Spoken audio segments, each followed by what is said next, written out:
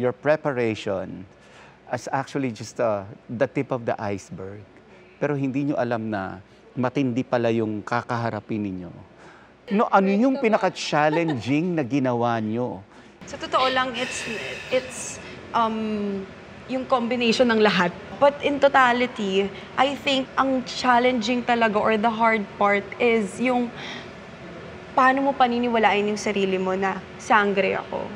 Because being a sangre, it goes beyond who we are.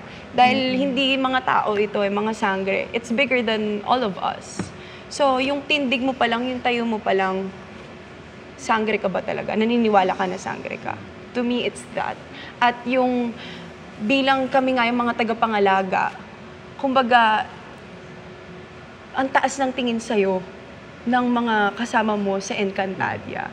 So, kumbaga ako, simpleng tao lang naman ako eh. Paano ko gaganap ng bilang isang hindi simpleng tao? Ganun siya. Saan ko siya huhugutin? But I think nandun yung power ng brilyante itself. Na kapag... So, pumapasok sa katauhan mo. Yes, na kapag suot mo na yung costume mo, mai-embody mo talaga. Ako yung fearlessness at yung fire ni Flamara, nanggagaling siya kay Flamara mismo. It's not even faith anymore. Ganun pala siya. Yun yung magic ng Encantadia.